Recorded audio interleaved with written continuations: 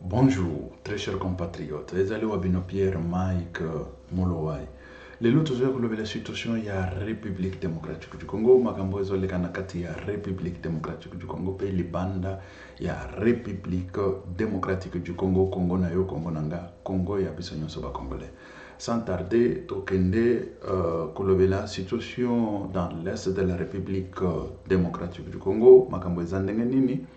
Et puis la situation politique, dengue déjà Papa Mboso a levé na Kamere a kufa. Mais Kamere il a beaucoup exagéré. Kamere, ah là là, Bilili, nazaki na Bilili mokwawa, et ça parce que e bonginga. Oyo, il y a ce qui combien de vaches au akenda kopesa wana. Mais oui, tout le bel kangoa. Caméra ça appelle ça ba congolais ba vache. Afandisika ba congolais bangoyo ba vache yango soki 30 vache appelle ça que soit 40 soki 50 so combien ba vache yangoyo bolia. To mona kana est one. Ba to appelle ça ba vache ba nini tradition na bango za ba vache. Mais akope ça ba vache na ba na peuple na biso rien akeko pesa ngo na Rwanda et pas ya bato yo bazui sanction contre les États-Unis d'Amérique. Mais les Congolais ont sanctionné Bango depuis Kala. Il y a na Bango. Papa Mboso a raison. Papa Mboso a lobby. Tolandi, Nenga lobby. Nagochele bino. A lobby ango, ezangate. Papa Mboso. A lobby kamera daye. Kamera kufa. Bon, tokoya, nagochele bino, bokende koyoka. Situation, il y a Abbé Cholé. Oyo, tout le monde a qui, quand 15 habillements et tout ça, à s'expliquer. Bon, c'est au moins que, boyebi, dans les Camboyes utaka, na lito ya oyo, et qu'il n'y ait pas ya fulani, et qu'on change, peut-être, comme moi, concept, hein, ou donner moko boy, concept moko boy, et qu'on change jamais, c'est un peu aussi normal. Mais, tant tous wango avec, tous wango na légèreté, parce que, Chole wana abe Chole azo sala ba bisala sala trop bilobela trop bisala sala trop et c'est ça aussi mais ndenga s'expliquer qui est compréhensible toko kende ko yokango toko kende ko lobelango et après toko lobela pe ba situation il y a États-Unis d'Amérique avec la République démocratique du Congo wana toko lobelango. Et puis, la paix, comment est-ce que Bazo Zoaba militaire n'a pas les bandes? C'est ça qu'on a vu ça. Les kina, les journal, nini, TV5 Monde, tout ça. Na minute tout le banabino. To bandela nano kanawan. Parce que les opé sanga kanda. Kanda ou les opé sanga yezali. Tozana ba armée mobimba. Ba généraux. Vous les généraux, écoutez-moi très bien. Ici, c'est Pierre Mike Mloai, depuis la Suisse. Je n'ai pas peur parce que Azana Suisse, je vis-à-vis de Binoboy.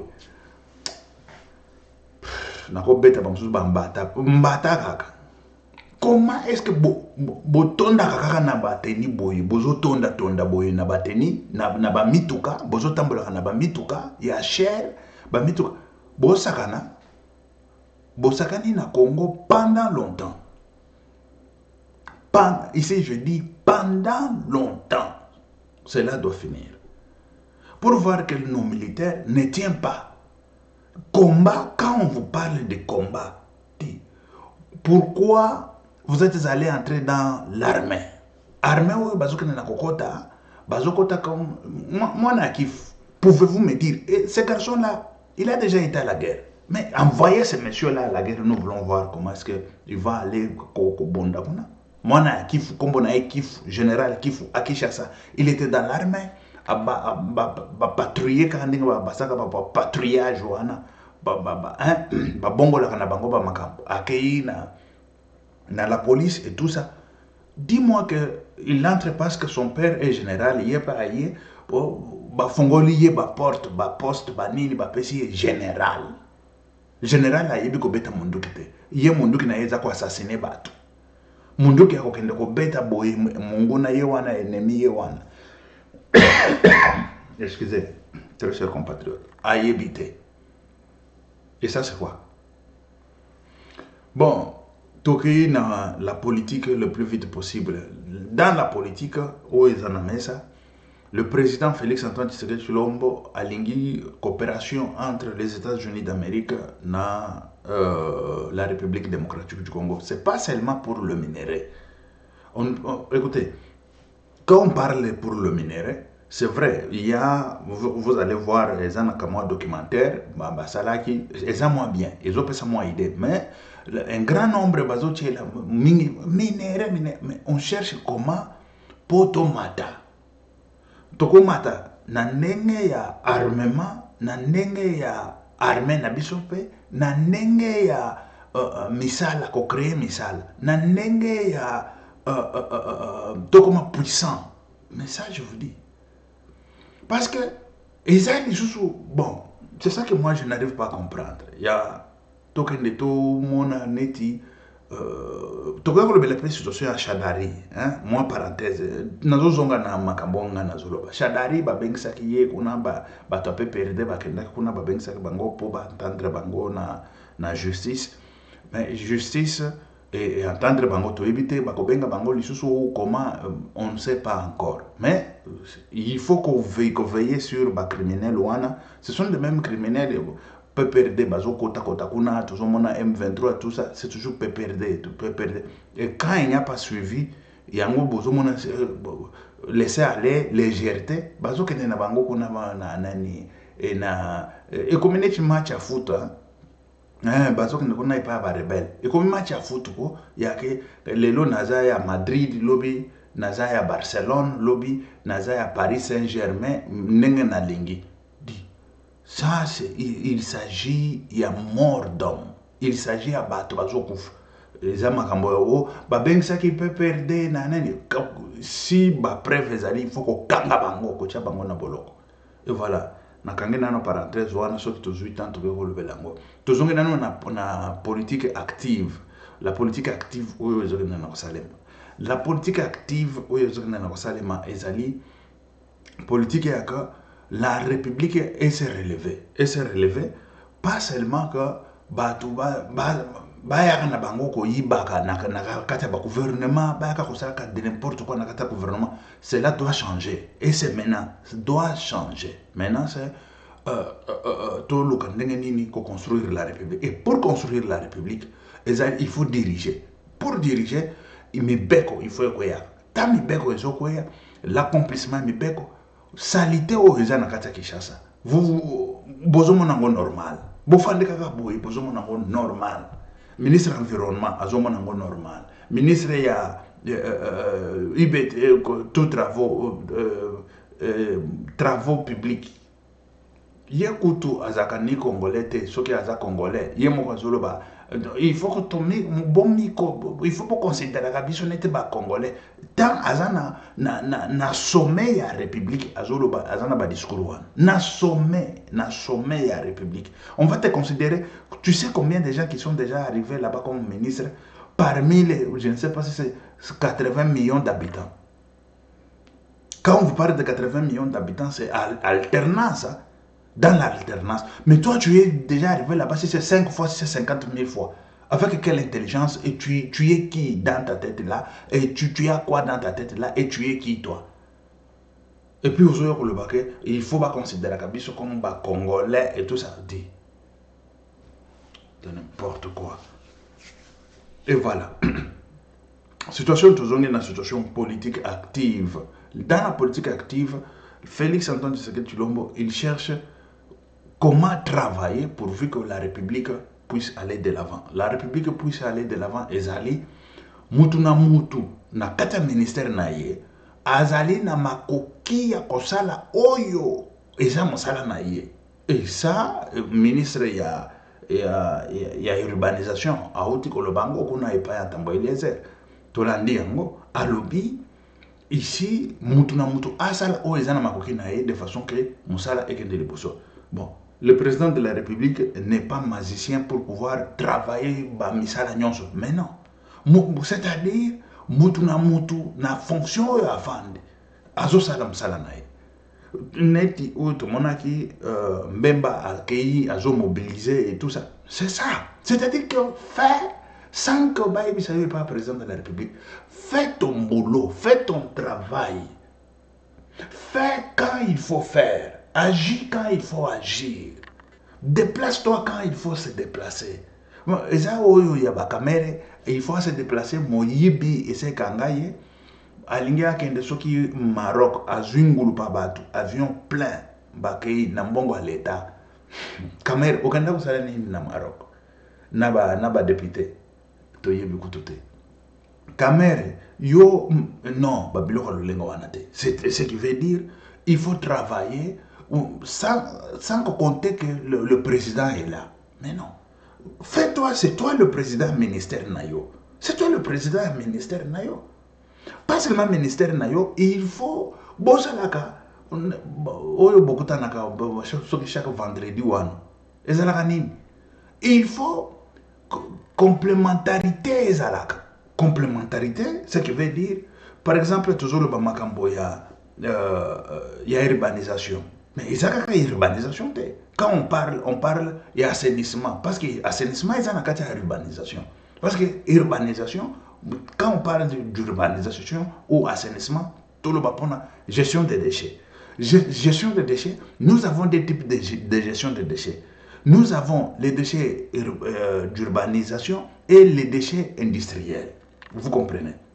Mais quand on parle de déchets d'urbanisation, ce qui veut dire il y a déjà l'environnement, l'urbanisation, ministre de BTP ou ministre des Travaux publics, il y a quoi encore? Voilà, ministre de Santé publique. Il y a déjà quatre ministères. Oh yo, il faut travailler en symbiose. Mais oui, il faut travailler en symbiose. Ministère de la Santé publique, il y a environnement, il y a santé et il y a c'est comment encore BTP, il y a travaux publics, les travaux publics, santé publique, bon, travaux, il y a BTP, santé publique, environnement et ministre de l'urbanisation. Il faut pas travailler en symbiose. Quand je vous parle en symbiose, Moussaloyo, et ça se complète na oyo. Par exemple, toujours dans le makambo ya inondation, ou na le bac. Makambo inondation, et na kosalema, tozali tout d'abord un problème, ezali ya ba canalisation. Quand on vous parle de canalisation, tozali na problème ya liboso ezali ko bandanano ko détruire. Bandako oyo ezali ezo empêcher pour mai ekita. Là, tozali na nani na ministère ya plan. Déjà 5 ministères ezawana ministère ya plan ekoti ministère sikoyo oyo ya urbanisation etelemi wana pona mbamapangu oyo etelemi tititi na ba nani na banzela nyonso mai. Il faut pas détruire yango ba fongo la banzela. On a ministre ya urbanisation. Toujours que sikoyo na ministre ya travaux publics. Il y a travaux publics ezali pour construire et reconstruire ma canalisation. Je ne sais pas si vous comprenez. 3 ministères déjà ici. Pour ne pas construire, reconstruire ma canalisation. Tout ce que nous avons, il y a une fausse optique. Il y a une fausse optique. Et il y a un cadre du ministère de la santé publique. Et santé publique, il faut se koyo. Ayeba kolande la batu oyo bazo sala makambo ya batia collecteur na bango ya ba fausse optique en direct ezobima na banzela tomonango direct ezobima na banzela. Ministre de la santé publique, il faut attendre makambo wana et ta ezokota na nzela déjà ministre ministre ya santé publique et sikoyo ta ezokota na banzela ezokende na kobebisa déjà misala oyo ezali ya BTP, misala oyo ezali ya ministre ya travaux publics. Et ministre ya travaux publics, il faut battre mai oyo ezobima wapi po ba bongisa ba bloquer yango mai ya toilette wana po ba bloquer yango po banzela na ye ezalaka kitoko ezalaka pepele. ministre de l'environnement azali pona makambo neti ya ba salité oyo ezokende na ko boucher à gauche à droite banini bon. Je ne sais pas si vous comprenez. Et tant banani wana ebouché ezokende sikoyo na kusala ke mai ezoleka te nani mbula soki ebeti mai ebouché bato bakufi. Tout ça 5 ministères déjà ezali pona musala moko. Et c'est ça que je vous dis, il faut bato na bato bayeba nini oyo bazo sala bazo travailler nini en symbiose. Comment est-ce qu'ils peuvent arriver na nani na ba solution? Pour comment na ba solution, très chers compatriotes, c'est ça que je vous dis, diriger la République. Ce n'est pas qu'au fond de la bureau, un ministre, c'est ça même. C'est ça même. Quand on parle, il y a ma assainissement. Assainissement, ce n'est pas seulement l'État qui fait l'assainissement. Nous avons aussi ministère, il y a intérieur. Ministère intérieur. Pour parler de la kabatu, on a bakanga kabango, oyo, bazom na nakucha salité, tout le monde a kango, abimi, quand na traché wana na canalisation, il y a moké kutu, ndi bazo boka salité wana. Ministre des Affaires, il y a un intérieur. Éco-type, déjà 6 ministères. Pas police, il faut à kuna akanga kabanani wana. Ce qui police a commis tellement dépassé. Baoucha armée, ou un ministre de la défense éco-typé. Armée peut commis patrouiller. Azoka na hôtel bino boche sanitaire wa ndengeni, bino boboaki wa ndengeni. Yo zanan bakangi. Yo pona nino onani boboaka kiawa na traché ba salité. Ezoka na ko boucher kun bakangi et tout ça. Déjà awa tozana 7 ministères. Écoutez, na musala moko kaka. Ce n'est pas. Écoutez, quand on travaille en symbiose, tamba bakutanaka vendredi wana, et c'est ça qu'il faut batalaka. Bon, on travaille sur quoi? Mutu na mutu azana misala na e, mais tout d'abord tamba bakutanaka vendredi, on travaille sur quoi? Cette fois-ci, où de telle date à telle date, on va travailler sur situation neti oyo il y a inondation, où il y a nani salité ou toloba. Déchets, gestion des déchets industriels et déchets d'urbanisation. Tout ça, 7 ministères, il faut faire la situation. Fandeli, comme il travaille. Tant qu'il travaille, au bois qui se nani na yo, bakangi yo. Bakangi yo. Bakokanga. Okotuna, nako baka wapi. Okobaka wapi. Kuna osombaki wapi. Nani mtu atendaki yo kosomba.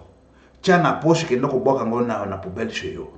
Tango koma chez yo, to banda sikoyo ba chef de quartier. Il faut sensibiliser batu nyonso wana. Ba police nyonso ko sensibiliser. Mutu na mutu poubelle na ye parce que tozali na deux catégories ya batu. Oyo bazana Kinshasa. Tozali na bato yo bazo vivre neti bazana poto. Oyo nyonso bazana na ba Gombe kuna na ba Montfleury na bani.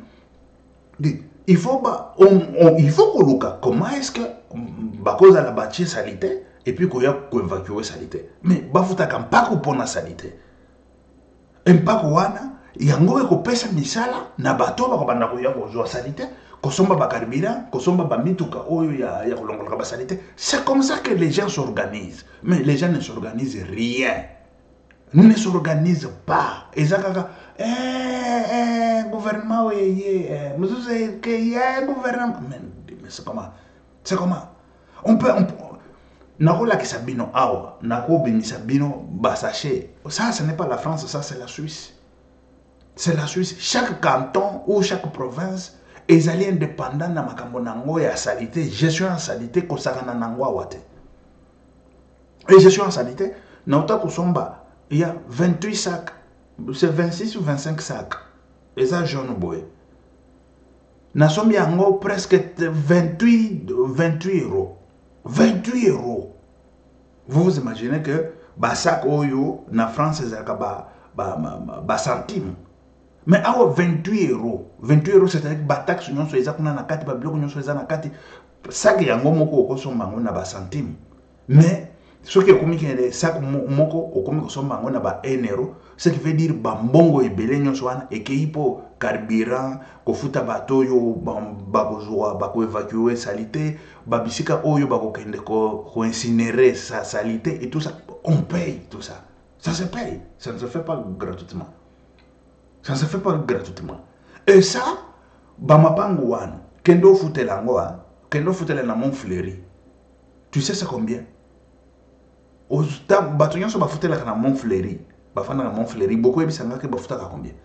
Sikoyo mutu na mutu il faut afutaka poubelle na ye. Azo futa poubelle na ye. Mbongo poubelle wana sikoyo chebiso mbongo ko bimakona bakomi ko liango bakomi ko détruire. C'est ça que je vous dis, diriger, il faut diriger avec fouet l'armée et la police et la justice. Quand on dirige comme prêtre, c'est ça, Félix lui il est comme Messelabé, il est venu diriger. Ba Messelabé ngo bango wana ba bandi bazo na ko sala sala ba nani ba chole ba nini. Bozo mona ba mbilo ko bazo. Mais Félix il a ça même Messelabé te afin de l'inete Messelabé.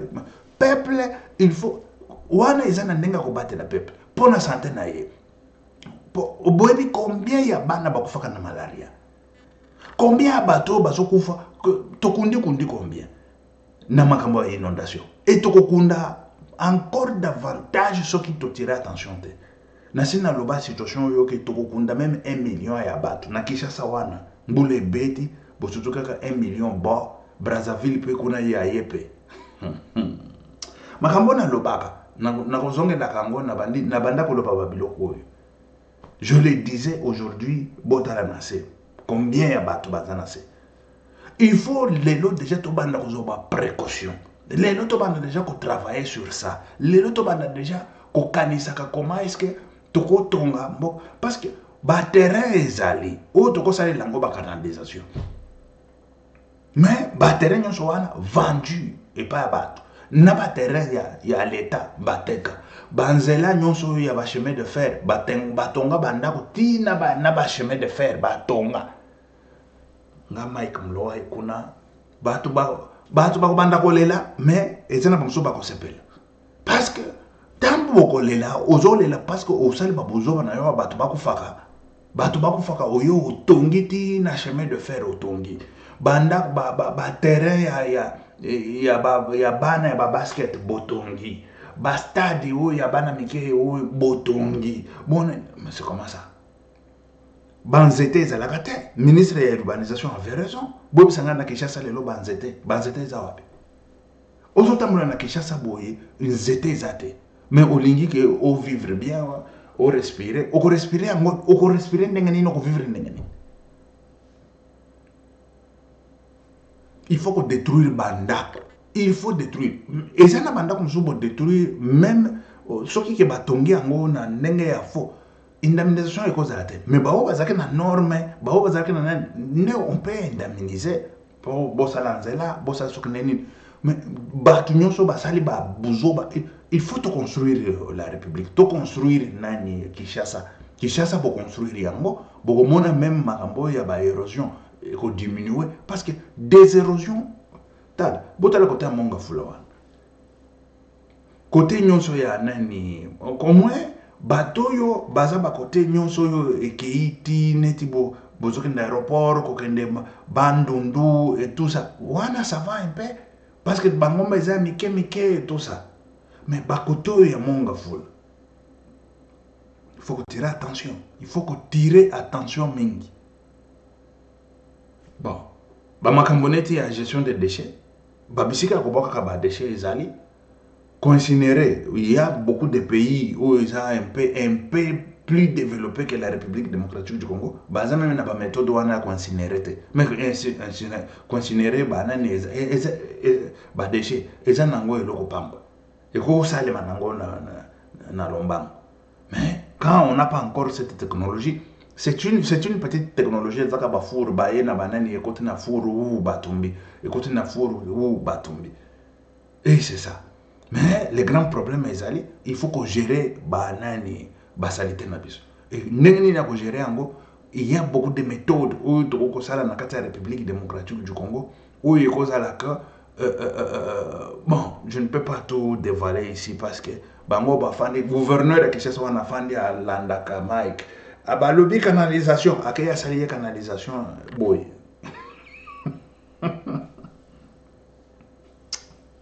Ce que otali na banzela na canalisation eza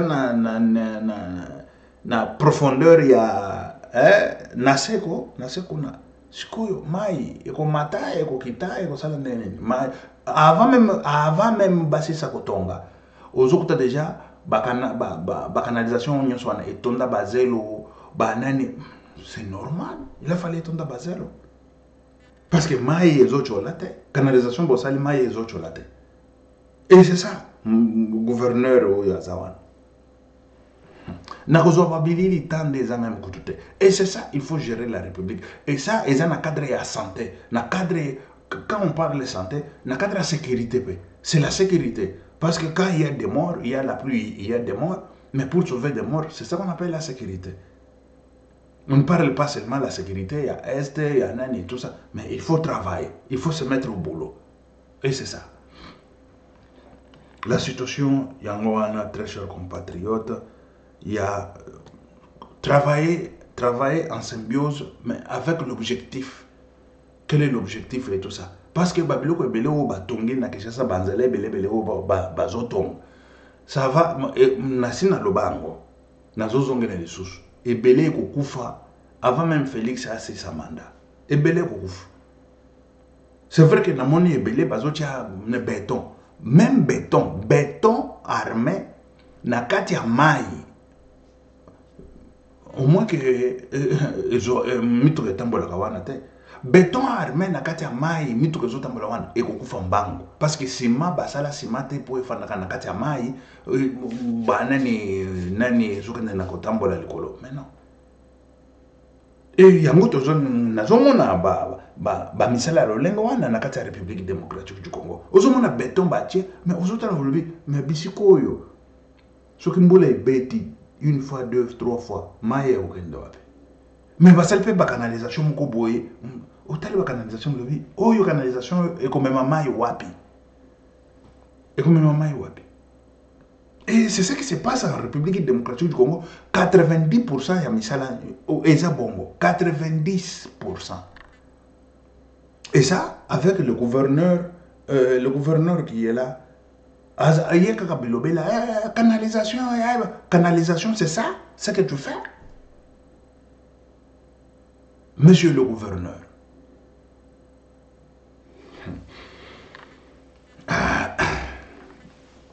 Vous autres là, c'est ça? L'argent jeté à la poubelle? Et voilà. Mais, nous avons là. Bamususu utamba zosala nzela ozokuta nzela basali oyo babengaka structure ya nzela malamu structure basali yango malamu babisika mususu structure okuti eza malamu ozotala structure malamu structure oyo eza bien et puis nzela en soi omoni ke babeti yango moi bien batie pe couche ya bien batie nani ya bien couche ya ciment ya nani ya bloc ya ciment wana après baye kotia couche mususu ya makadamu likolo kitoko mais terrain oyo tozana ngo eza terrain nini humidité nyonso wana ekokota wapi eta humidité zokota kuna c'est déjà fini et tout ça il faut déjà calculer babiloko nyonso wana il faut calculer ango mais on ne calcule pas monsieur le gouverneur ya fandika bazo sala msala wana baye mabulu ezako na okunda. Écoutez, il faut diriger la République, ça c'est clair. Bon toujours kende makambo we balobi ya kamera kuf bolanda papa mboso alobi tolembi tolo bango kaka kamera adaye bolanda c'est grave papa mboso. Akufa.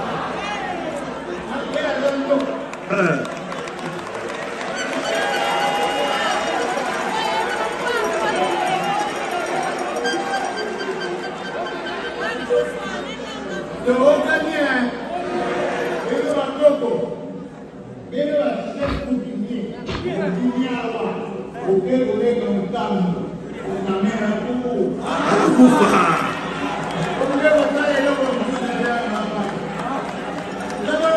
Boye.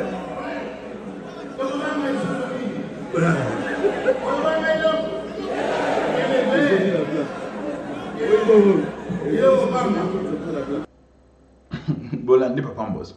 C'est vrai. Bon, na contexte nini alobelaki. Tozo la bino. Bukendi bolandango na nani nyonso mbimba na kochela bino. Bolandango. Mais awa tokende pe kolobela situation oyo ya shole. Situation ya shole. Avant tokota situation ya shole, Shadari babengisaki ye. Na auditorat militaire. Batuana baza ba criminel. Batuana bango bazokende na mbongo bayibi na kati ya République démocratique du Congo. Bayibi, c'est ça que je dis. Bango baye kotongate, bazo ko s'enrichir ko yiba ba misolo et tout ça. Bon, mbongo wango yango wana bakendaki pour ba déstabiliser nango la République telle que Shadari l'avait dit. Bakeke ba déstabiliser pe la République. Bapesi nanga, bapesi Kagame, bapesi nani misolo nyonso wana. Yango wana et oyo ezoboma ba congolais eza ya biso ba contribuable bango batindi kuna balanda bangote bayoka bangote et tout ça. C'est comme ça comme histoire. Bon, akendaki na auditorat kobima na ye aya kosala déclaration wana première déclaration na ye à la sortie, mais on ne sait pas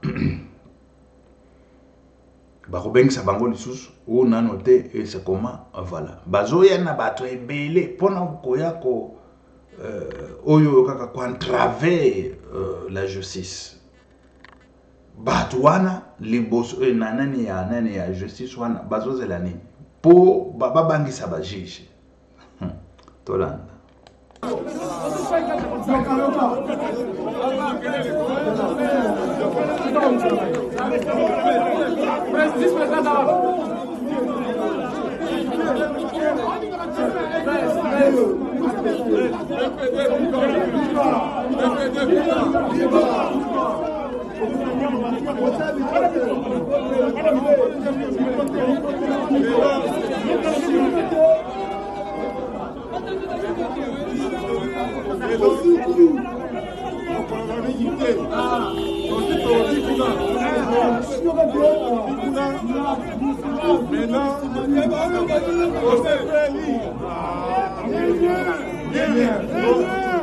Tosepeli ndenge ba militant kai na président na Maître Kambere makambo eleki na yango bien makambo eleki makelele sikoyo ovanda awa ovanda moke awa nakei dans 15 minutes nani akozonga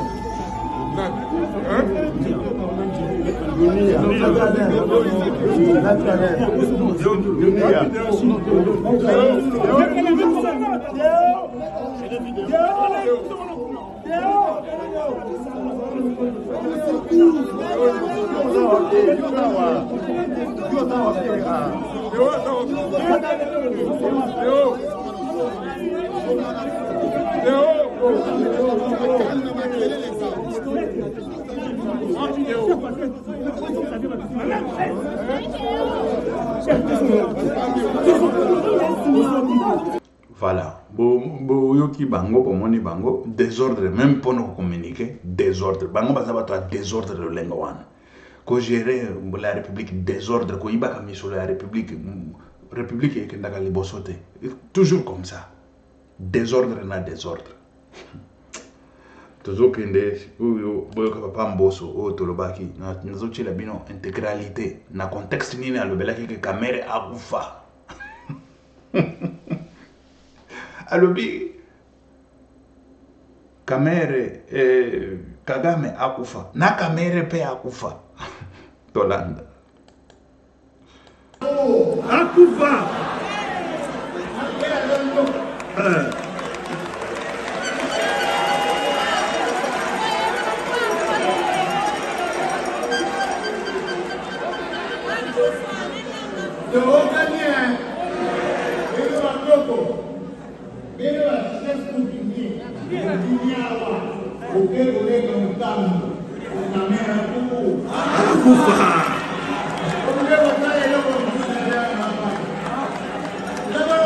Boye.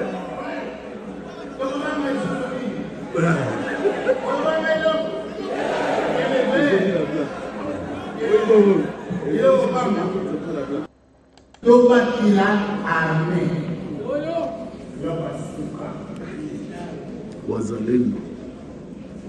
Na muka soki oza na basoda te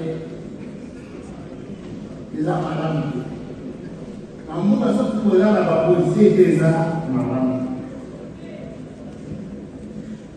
Soda aza wana soki ebebi ye elimi ake kobunda po akataka makila wana ebo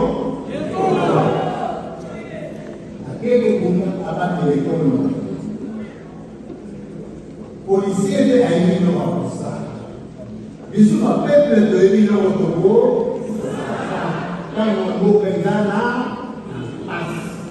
Quand on mot est dans la bisous ma peuple de Waposa. En découvert la province nord Kivu, dans la sud Kivu, dans la passe. Bisous de Waposa. Makanisi na biso, ma prière na biso, ma loba tokoloba pa bakoko, tokia na biso wana na makambo wana. Kwa balwambe bakoti na boka na biso bako, akufa. Abunga nzela. Ebo nzela kwa mote. Balwambe bako, akufa. Boba kota kina Kongo. Kwa tulenga kina Kongo. Nana kamepe ako. Akufa.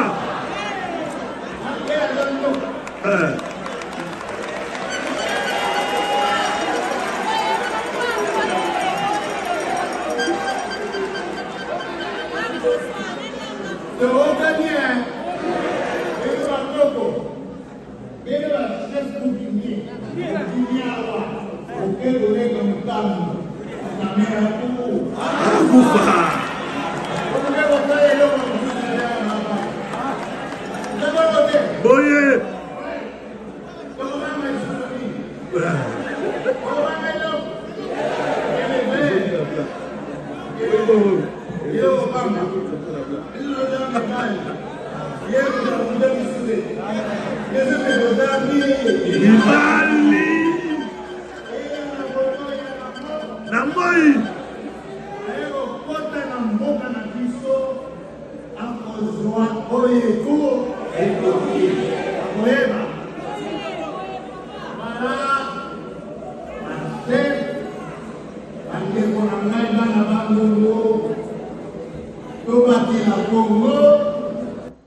Et voilà. Bolandi, Bolandi, la situation est claire. Tozokende Bolanda moi documentaire, au Bamontaki et pas à Mutumoko Boye. Et ça, il y a au moins de la réalité. La réalité est ali parce que la République démocratique du Congo, d'ici là, Tozokende comme une grande puissance. Mais on brade les minéraux, on veut brader les minéraux et tout ça. Mais bazo comprendre la situation. Bango balinga ki toti ke la Kagame aiba ka ba minéraux na biso asaka de n'importe quoi. Bon, tout l'andana no kama documentaire, c'est bien. The U.S. exclusive access to critical minerals and infrastructure projects in exchange for security assistance. Un tournant historique en Afrique centrale. La RDC a proposé aux États-Unis un accès exclusif à ses minerais stratégiques en échange d'un soutien militaire. Une décision qui menace directement le Rwanda et son pillage des ressources congolaises. Mais pourquoi cet accord est-il une véritable bombe géopolitique ? La guerre continue à l'est de la RDC. Face à l'agression du M23 soutenue par le Rwanda, Kinshasa veut reprendre le contrôle de ses ressources en proposant aux États-Unis un accord stratégique. Un accès exclusif aux minerais critiques comme le cobalt, le lithium, le tantal et l'uranium. Le cobalt, c'est l'élément de sécurité. Vous en mettez un tout petit peu dans votre batterie pour vous assurer qu'elle ne va pas prendre feu, que ces cellules resteront stables, même dans des conditions extrêmes. L'essentiel du cobalt est extrait en République démocratique du Congo. En fait, il n'existe pas vraiment d'autre endroit au monde où le cobalt possède les mêmes qualités, la même minéralogie. Il n'y a pas d'autre pays au monde qui puisse se prévaloir de la même qualité et des mêmes réserves de minerais. C'est quasiment l'Arabie saoudite du cobalt. Le contrôle opérationnel du port en eau profonde de Banana, un point névralgique pour les exportations minières. Un partenariat stratégique pour garantir un stock sécurisé de minerais destinés aux industries technologiques et militaires américaines. En échange, la RDC attend des États-Unis un soutien militaire pour sécuriser son territoire face aux attaques du M23 et pour contrer l'influence du Rwanda. Depuis des années, le Rwanda de Paul Kagame est accusé de soutenir le M23 pour piller les ressources minières de la RDC et les revendre illégalement sur le marché international. Au fur et à mesure que nous sommes entrés en contact avec l'ennemi, on s'est rendu compte que c'était bel et bien l'armée rwandaise qui appuyait cet ennemi et que la guerre que nous menait ces groupes armés M23 n'était qu'une guerre par procuration. Un rapport de l'ONU de décembre 2023 confirme que l'armée rwandaise a directement participé aux offensives du M23 en RDC. Plus de 4000 incursions ont été documentées avec l'utilisation de chars, de missiles antiaériens et même d'enfants soldats sous supervision rwandaise.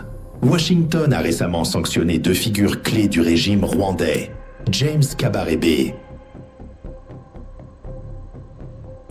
accusé d'être la liaison entre Kigali et le M23. Lawrence Kanyuka, porte-parole du M23, sanctionné pour son rôle dans les violences en RDC. Ces sanctions sont la preuve irréfutable que les États-Unis reconnaissent l'implication directe du Rwanda dans le conflit congolais. Avec cet accord, les États-Unis mettraient fin à l'accès du Rwanda aux minerais congolais pillés. L'Union européenne commence déjà à remettre en question son accord minier de 935 millions de dollars avec Kigali. Le Congo est une terre bénie. Il possède une richesse géologique et minérale extraordinaire. Ça a toujours été un endroit stratégique. Que ce soit au 19e siècle avec le caoutchouc, au milieu du 20e siècle avec l'uranium, ou aujourd'hui avec ces minerais indispensables à la réalisation des objectifs que la communauté internationale a adoptés. Les États-Unis ont identifié 50 minerais critiques pour leur industrie. La RDC possède d'importantes réserves de 10 d'entre eux, dont 70% du cobalt mondial, indispensable pour l'aéronautique et la défense. Lithium, tantal, uranium, clés pour les nouvelles technologies militaires et énergétiques. Le 20 janvier 2024, Donald Trump a signé un décret facilitant l'accès des entreprises américaines aux minerais stratégiques étrangers. La RDC pourrait ainsi devenir un fournisseur clé pour les États-Unis, tout en sécurisant un soutien militaire face à l'agression rwandaise. Depuis l'annonce de cette proposition, Kigali et ses soutiens sont en panique. Plusieurs opposants congolais proches du Rwanda ont immédiatement critiqué l'accord. Un signe clair qu'il menace directement les intérêts de Kigali. Pourquoi ? Parce que si cet accord se concrétise, il pourrait définitivement mettre fin aux ambitions expansionnistes du Rwanda en RDC. Moins de minerais volés, moins de financement pour les groupes armés, plus de pression diplomatique internationale sur le régime de Kagame. La RDC reste un pays complexe pour les investisseurs étrangers, avec des défis liés à la corruption et aux infrastructures déficientes. Si cet accord aboutit, Kigali pourrait tenter d'intensifier le conflit via le M23 ou d'autres groupes armés. Pékin, qui domine actuellement le secteur minier en RDC, ne restera pas les bras croisés si Washington prend une place stratégique dans les mines congolaises. Si cet accord est signé, il pourrait marquer un tournant décisif pour la RDC et toute l'Afrique centrale. Mettre fin au pillage rwandais ? Possible. Réduire l'influence chinoise ? Une opportunité. Renforcer la souveraineté économique de la RDC ? Un tournant historique. Mais Kinshasa saura-t-elle gérer cette alliance à son avantage ? Les États-Unis tiendront-ils réellement leur engagement militaire envers la RDC ou ce sera un partenariat à sens unique? Ok, merci très chers compatriotes. Tokokutana lisusu mbalasima ezalaki wabino Pierre Mike Mulowai. Ok, merci, ciao, à la prochaine. Que Dieu vous bénisse.